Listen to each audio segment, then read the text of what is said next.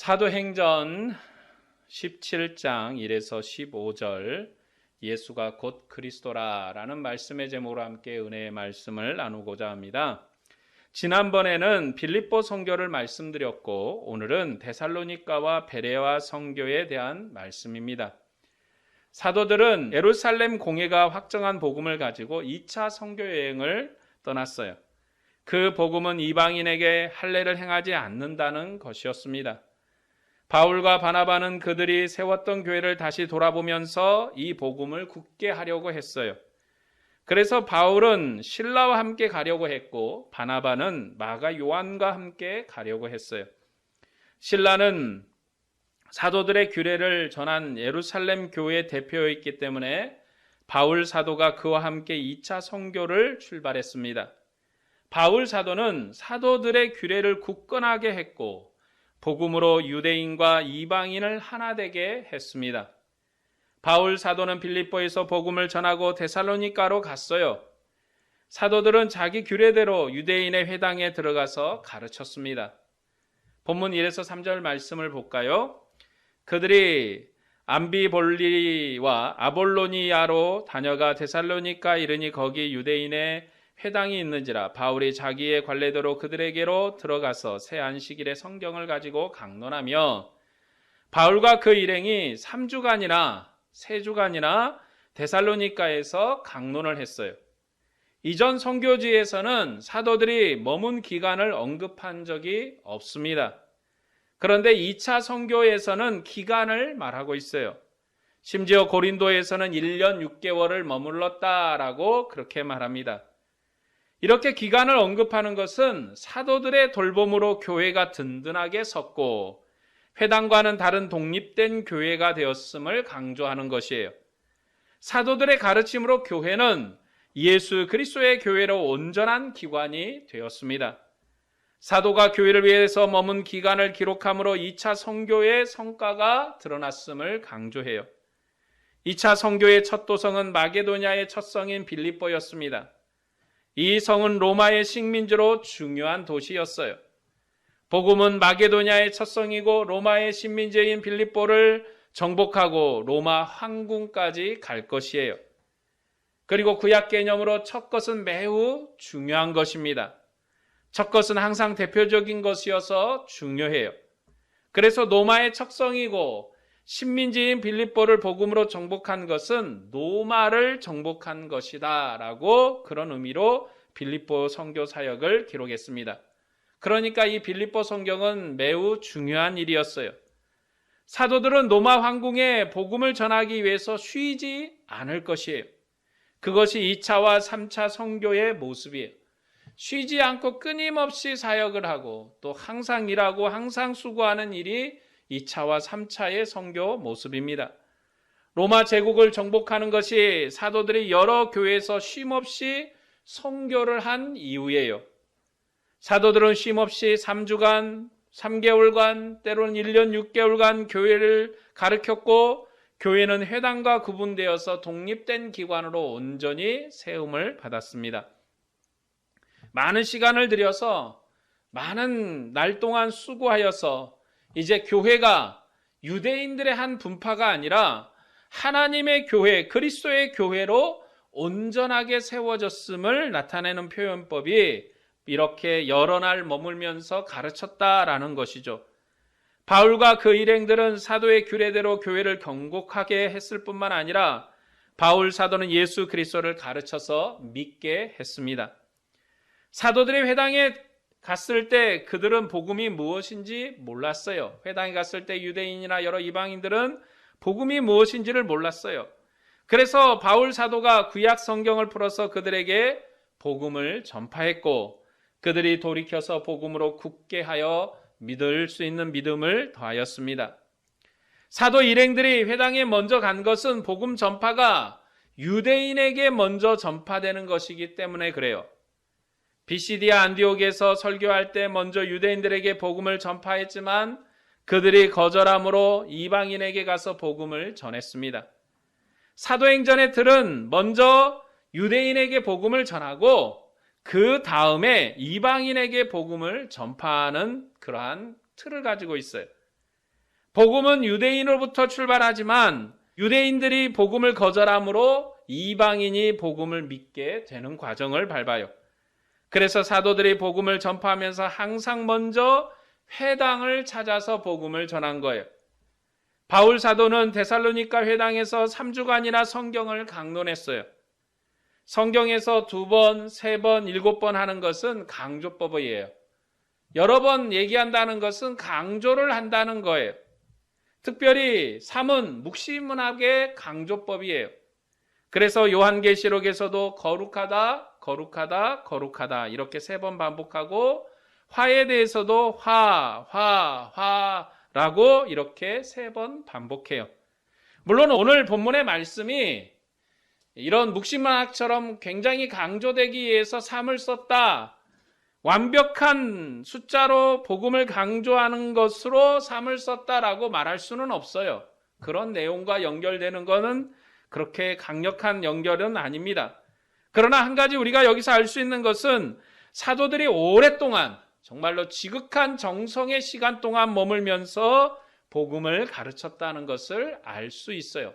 그전에는 잠깐 스쳐가듯이 지나갔다면 이제는 오랫동안 머물면서 교회를 든든하게 세우고 복음으로 온전하게 하고 하나님의 말씀을 온전하게 전했다라고 그렇게 이해할 수 있는 것이죠. 본문 4절 말씀을 볼까요? 그 중에 어떤 사람 곧 경건한 헬라인의 큰 무리와 적지 않은 그의 부인도 권함을 받고 바울과 실라를 따르나 1차 선교에서는 많은 사람이 믿었다라는 것은 별로 없어요. 매 맞아 죽을 뻔한 것과 환난을 많이 겪었다 이렇게 나옵니다. 그러나 2차 선교에서는 허다한 유대인들이 믿었고 그 중에 많은 헬라 귀족들이 믿었는데 귀부인들도 많았다고 선교의 결과를 기록을 해요. 하나님의 말씀이 효과적으로 유대인들을 설득했고 많은 이방인도 믿게 했어요. 이방인이 예수를 믿은 것은 이방인이라도 회당에서 유대인을 통해서 성경을 배웠기 때문입니다. 그것이 2차 선교의 특징이에요. 2차 선교는 말씀으로 교회를 견고하게 했고 구약의 말씀으로 유대인들을 복종시켰어요. 그리고 회당에 참여했던 많은 이방인도 복음을 믿었어요. 이 회당에 참여했던 이방인들은 물론 이방인이지만 유대인들에게 율법을 배우고 구약의 성경 말씀을 배워서 함께 하나님을 예배하는 그러한 이방인들이었습니다. 다시 앞으로 가서 우리 3절 말씀, 본문 3절 말씀을 볼까요? 뜻을 풀어 그리스도가 해를 받고 죽은 자 가운데서 다시 살아나야 할 것을 증언하고 이르되 내가 너희에게 전하는 이 예수가 곧 그리스도라 하니 1차 선교 때 바울 사도는 비시디아 안디옥이라는 곳에서 구약 성경을 말하면서 뭐라고 했냐면 너희들도 조상들의 배교의 전처를 밟지 말고 예수를 믿어야 한다고 경고적인 설교를 했어요. 아주 경고를 했고 너희들이 조상들의 행하던 것처럼 행하게 해서 멸망하지 말라고 그들에게 당부했어요. 그리고 그들이 복음을 거역하니 우리는 이방인에게 가노라 했습니다. 이렇게 설교했지만 그들이 예수를 믿지 않으니까 이방인에게 갔어요. 그것이 유대인들에게 한 첫 설교였고 내용이 매우 길었습니다. 그런데 2차 선교에서는 긴 설교는 기록하지 않아요. 고난을 받으시고 부활하신 이 주님이 내가 전한 예수라고 부활하신 예수님을 전했어요. 예수님의 죽으심과 부활을 강조했어요. 1차 선교에서는 새로운 구원의 시대가 왔으니 너희 조상들의 본을 받지 말라고 가르쳤고 2차 선교에서는 복음의 핵심만을 가르쳤어요. 메시아의 고난과 영광으로 죽은 자 가운데서 부활하신 예수님이 곧 하나님의 아들이시며 세상의 구원자라고 가르쳤어요. 이것이 2차 선교의 설교한 내용의 핵심입니다. 그 외에 다른 내용은 기록하지 않았습니다. 옛날부터 지금까지 유대인들에게 제일 문제되는 게 뭐냐? 메시아의 고난이에요. 예수님께서 오셔서 고난과 환난을 당하셨는데 이것은 유대인들에게 매우 거치는 것이고 유대인들에게 문제가 되는 거예요. 이 문제는 유대인들을 넘어지게 하는 것입니다. 심지어 세례 요한도 오실 분이 당신입니까? 하고 물었을 정도로 이 메시아의 고난, 메시아의 환난은 이해할 수 없는 부분이었어요. 왜냐? 메시아가 오면 그가 보낸 전령을 위험에서 구원해야 하는데 그렇게 하지 않았기 때문에 그렇죠. 세례 요한은 예수님이 보낸 전령이에요. 하나님이 보낸 전령이에요. 하나님의 사람이 옥중에 갇혔고 환난을 당하는데 그 옥중에 있는 사람은 구원하지 않고 도리어 메시아라 하고 하는 그분이 오셨는데 그분은 내가 고난을 받고 영광을 얻으리라고, 환난을 당하고 영광을 얻으리라고 그렇게 말씀하니까 세례 요한이 구약의 개념으로, 구약에 가지고 있는 그 관념으로는 이해할 수가 없어서 그래서 물었던 거예요. 그러나 유대인들을 넘어지게 하는 메시아의 고난이 예수님의 십자가를 믿는 자에게는 하나님의 구원이요, 하나님의 능력입니다. 우리에게는 메시아의 고난이 하나님의 지혜와 하나님의 능력이에요. 그러나 유대인들에게는 거치는 것이요, 어리석은 것입니다. 유대인들에게 죽은 사람은 메시아가 아니에요. 그러니까 죽어버리면 메시아가 아닙니다. 그래서 유대인들이 지금까지도 예수님을 믿지 않은 거예요. 그러나 역설적으로 이방인에게는 예수님께서 구주이심을 믿게 하는 확실한 증거가 됐어요. 그러니까 그가 죽으시고 부활하셨다는 이 내용이 확실한 증거가 됐어요. 그러나 유대인들에게선 죽으셨다, 여기에서 문제가 생기는 거예요. 죽음은 부정한 것이요, 어둠이요, 끝이며 그것은 완전한 멸망을 의미했기 때문에 왜 죽어야 되는가, 거기에서 막혀버린 거죠. 그래서 지금까지 유대인들은 그 문제를 해결하지 못하고 거기에 막혀 있는 거예요. 유대인들은 메시아의 고난을 이해하지 못했어요. 그래서 예수님의 제자까지라도 예수님이 죽으신 다음에 엠마오로 내려가다가 예수님이 성경을 풀어줬을 때, 예수님이 함께 걸어가시면서 성경에 이런 일이 있었고 저런 일이 있었고 이런 내용들이 있다고 가르쳐줬을 때 그때야 깨달았어요. 그리고 베드로 사도도 예수님께서 죽는다고 하니까 죽으시면 안 된다고 말렸습니다. 이처럼 유대인들에게 거치는 것이 메시아의 고난이에요. 메시아의 고난과 죽음은 유대인들이 이해할 수 없는 내용이었기 때문에 그들에게는 거치는 것이었어요. 구약 성경에는 메시아에 대한 개념이 두 가지로 나와요. 첫 번째는 크게 승리하는 왕의 개념이고 두 번째는 고난받으시는 왕의 개념이에요. 이사야 성경에서는 고난받으시는 메시아의 모습이 강조가 돼요. 에스겔 성경에서는 고난받는 왕이 아니라 새로운 왕을 주실 것을 강조합니다. 그가 오셔서 자기 백성을 구원하실 것이고 새롭게 통치하실 것이에요. 그래서 이 메시아는 영광스러운 왕으로 오신다라는 것이죠. 그러나 이사야 성경은 끝날에 임할 메시아가 모든 고난을 받겠지만 신실한 여호와의 종으로 아버지의 뜻을 이루어낼 것을 강조합니다. 그리고 그 사람이 자기 백성을 구원할 거예요. 이사야는 고난받는 종을 강조해요. 그런데 이 내용을 이스라엘 백성이 이해하지 못했어요. 왜냐하면 이스라엘은 여러 나라 중에 장자의 나라예요. 이스라엘은 장자 나라예요. 이스라엘은 차자거나 저 밑에 있는 변방의 나라가 아니라 하나님의 역사의 중심에 있는 나라예요. 모세와 다윗의 나라는 여러 나라를 지배하는 나라이기 때문에 그들이 그 이상의 개념을 가질 수가 없었어요. 그래서 장자의 나라가 고난을 받고 장자의 나라의 왕이 환난을 당하고 장자의 나라의 왕이 죽는다 하는 것을 이해할 수가 없는 거예요.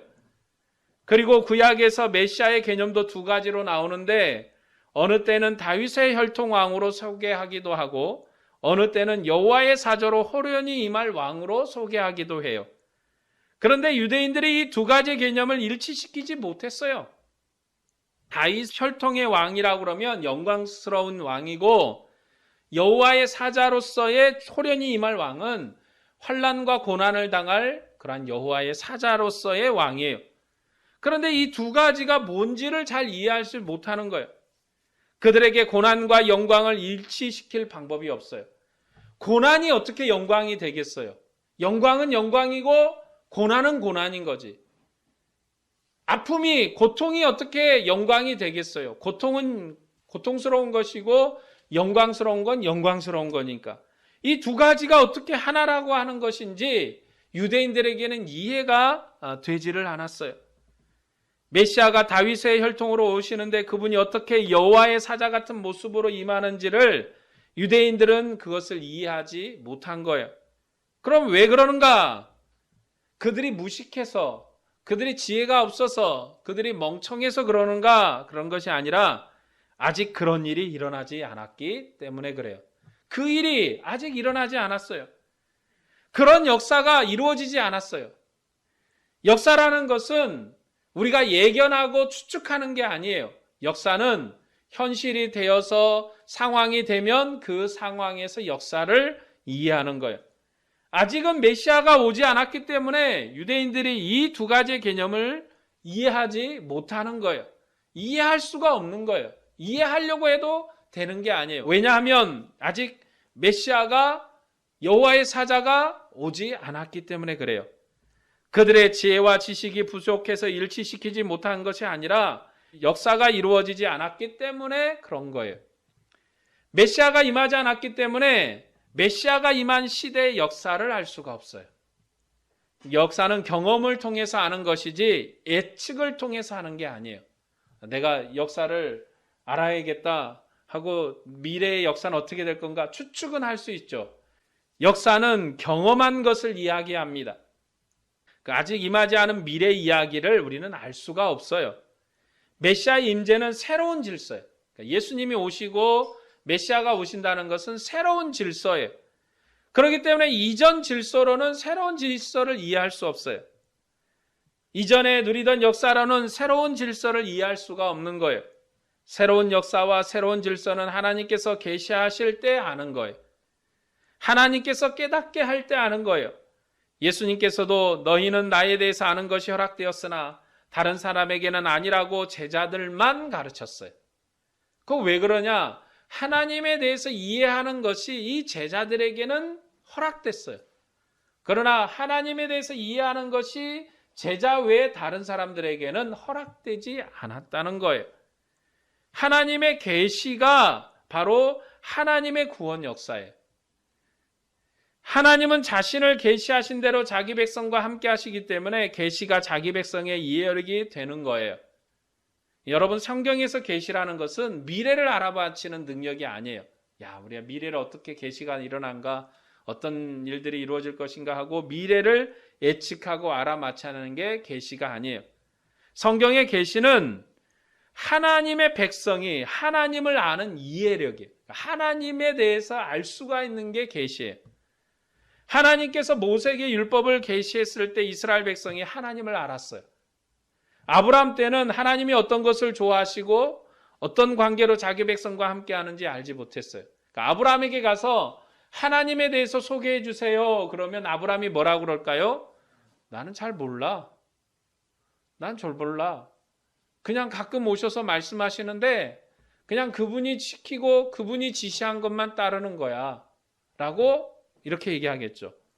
그러면 모세에게 가서 하나님에 대해서 아는 것을 얘기해 주세요. 그러면 이제 모세의 얘기는 좀 달라지겠죠. 성막에 계시고 그리고 하나님은 우리에게 말씀 십계명을 주셨는데 그 법궤 가운데 계시면서 저 휘장 안에서 우리와 만나시고 만나시는데 어떻게 만나시는가 하면 바로 예배, 제사의 예배를 통해서 만나셔.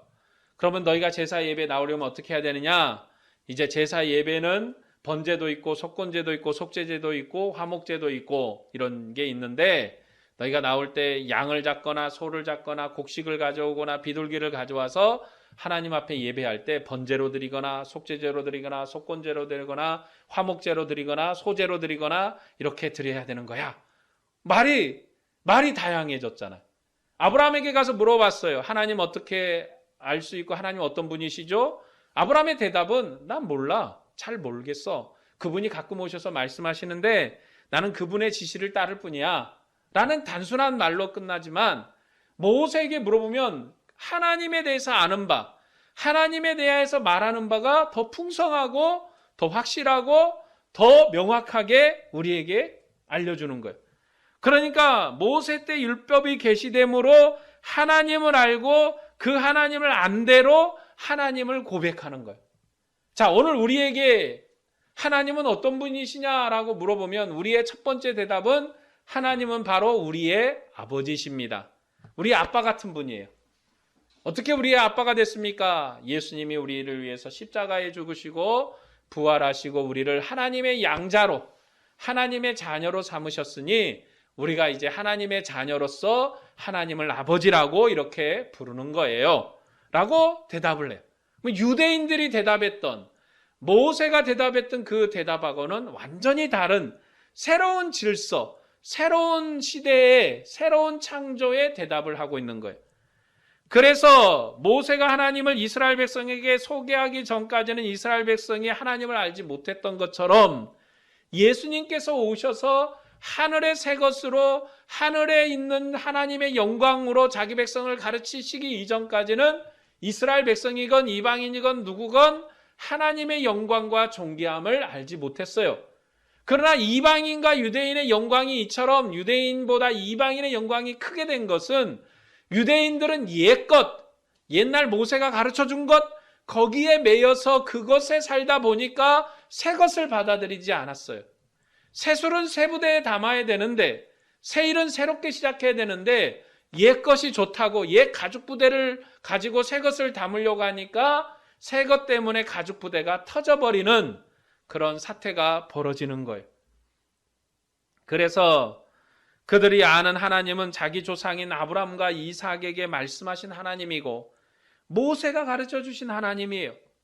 그래서 이스라엘 백성이 하나님을 아는데 예수님은 모르는 거예요. 옛 것에 매여서 옛 것에 파묻혀서 그러는 거예요. 하나님은 역사의 마지막에 자기 아들을 보내셨습니다. 그리고 그 아들이 아버지의 뜻을 알게 하심으로 메시아의 고난이 우리를 위한 구원의 복음임을 깨닫게 하셨어요.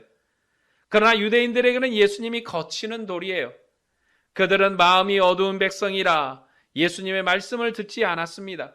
그래서 메시아가 고난을 받고 영광을 받는다는 것을 이해하지 못했어요. 이해를 하지 못한 것은 왜 이해를 못했는가? 옛 것에 사로잡혔기 때문에 그래요. 옛날 것에 습관이 들어서 새 것은 새 부대로 시작하고 새 것은 새 역사로 나가는 것인데 옛 것으로 새 역사를 해석하고 옛 것으로 새 역사를 이루려고 하니까 그들이 거기에 걸리는 돌이 되는 거예요. 그래서 메시아의 고난을 받고 영광을 받는다는 것은 그들을 이해할 수가 없는 거예요. 왜냐? 메시아가 고난받는다고 생각할 수 없었기 때문에. 다윗은 영광스러운 왕이라 항상 영광이 있어야 되는데 어떻게 다윗 같은 그런 메시아가 고난이 있느냐고 이해할 수가 없었던 거예요. 그래서 지금까지도 유대인들에게는 예수님은 이단의 괴수예요. 유대인들의 공예인 하나님의 법정에서 정죄했기 때문에 영원한 죄인이에요. 유대인들에게는 이스라엘의 공예가 하나님의 법정이고 대제사장이 하나님의 재판장입니다. 그래서 유대인 공예에서 정죄되고 로마의 법으로 십자가에서 처형된 사람을 그들의 구주로 믿을 수가 없는 거예요. 그것은 수치스러운 일이고 부끄러운 일인 거예요. 그래서 지금까지도 유대인들은 예수님을 믿지 않아요. 하나님의 역사가 임했지만 옛것을 소망하고 새로운 구원 역사의 질서에 눈을 감았기 때문에 예수님을 믿지 않는 거예요. 여전히 그들이 하나님의 중심이고 옛 질서로 사는 것이 그들의 진리입니다. 그러나 예수님은 새로운 질서를 가져오셨어요. 새로운 질서가 왔다는 거예요. 그래서 새 질서가 왔으니 옛 질서가 끝나는 거예요. 옛 것이 끝나고 새 것이 임한 것이에요. 보라, 새 것이 왔다는 것이죠. 보라, 새 구원이 왔다는 것이에요. 그래서 새로운 성전을 가져오신 거예요.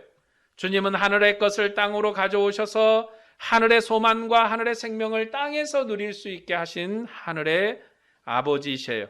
하나님의 아들이세요. 옛 나라가 하나님의 아들이신 예수 그리스도 안에서 완성된 것이에요.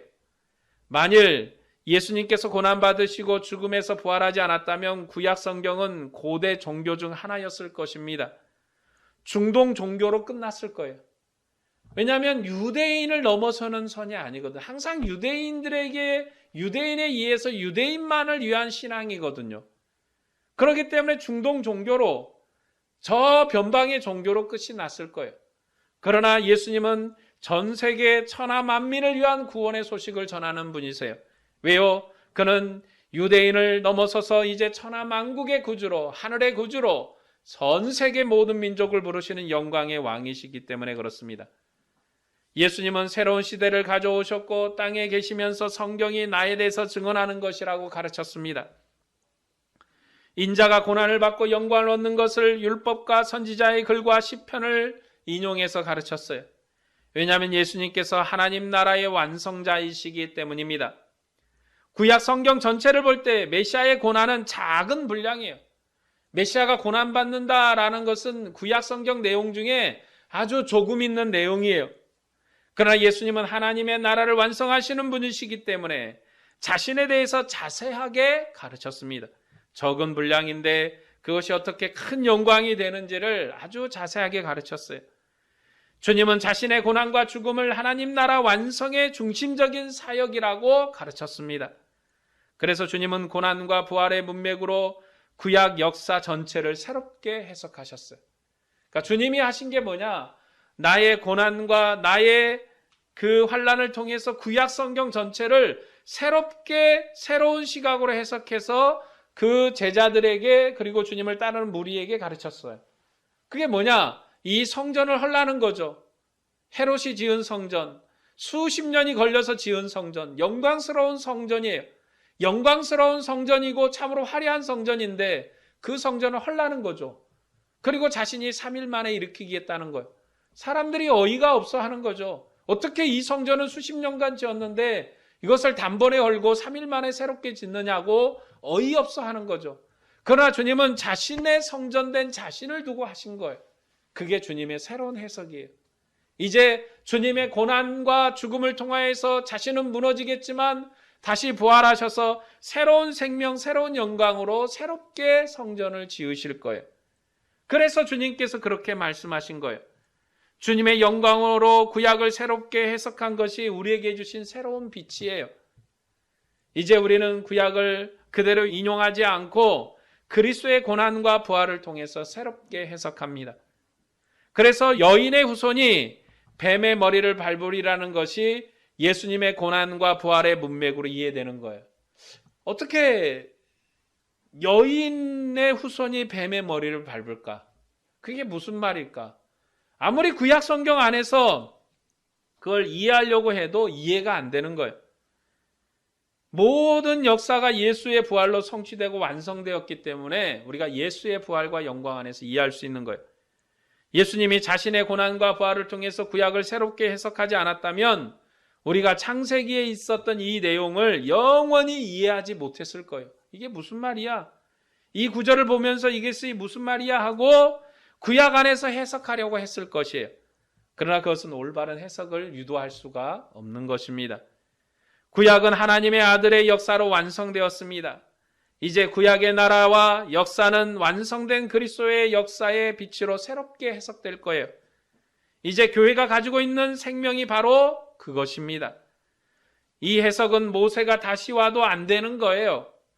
이런 해석은 신약교회만 할 수 있는 역사적인 조명이고 복인 것입니다. 오직 신약교회만 구약을 그리스도의 부활의 빛으로 그리스도의 고난의 빛으로 해석할 수가 있는 거예요. 이것이 부활하신 예수님의 영인 성령이 우리에게 왔을 때 확실하게 알려주신 지식입니다. 성령은 주님께서 하신 일을 우리에게 알게 하셨어요. 성령의 가장 신비한 능력은 죽은 사람을 살리거나 병든 자를 고치는 게 아닙니다. 성령의 가장 신비한 능력은 예수님의 죽으심과 부활을 우리에게 가르쳐서 우리로 예수님을 믿게 하고 예수님을 알게 하는 게 성령의 신비한 능력이에요. 만일 우리가 성령을 체험하고 성령이 있다면 예수님을 구주라 하는 이가 되는 거예요. 예수님을 나의 주님이라고 부르는 사람이 되는 거예요. 왜요? 성령이 우리로 예수님의 죽음, 침과 부활을 통해서 그의 영광과 존귀함을 우리에게 가르쳤기 때문에 그래요. 죽음의 역사를 뛰어넘는 새로운 생명의 역사가 와 있음을 알게 하는 것이 바로 성령의 능력입니다. 이것이 우리가 누리는 신비한 능력이에요. 그리고 이 놀라운 역사는 예수님께서 다시 오실 때까지 반복될 거예요. 오늘 교회가 예수님의 고난과 그의 부활을 증거하지 못하면 하나님의 말씀을 증거하는 것이 아닙니다. 왜냐하면 교회는 부활하신 주님께 속한 나라이기 때문에 그래요. 부활하신 주님을 왕으로 복종하는 교회이기 때문에 주님의 고난과 부활을 증거해야 합니다. 우리는 세상의 어떤 권세에도 복종하지 않고 오직 예수님께만 복종해야 돼요. 그것이 주님을 사랑하는 것이고 주님의 기쁨이 되는 것이에요. 그 복종은 우리의 몸을 주님의 거룩한 지체로 주님의 전에 드리는 것이에요. 우리는 주님의 새로운 피조물입니다. 새로운 창조의 결과가 바로 우리예요. 예수님은 자신의 죽음과 부활을 통해서 옛 질서를 끝내시고 새로운 창조를 일으키셨어요. 그래서 우리가 새로운 창조물이고 주님의 교회예요. 복음의 핵심은 예수님의 고난과 부활이에요. 오늘 제가 여러분에게 몇 가지 도덕적인 훈계를 가르친다고 복음을 가르치는 게 아니에요.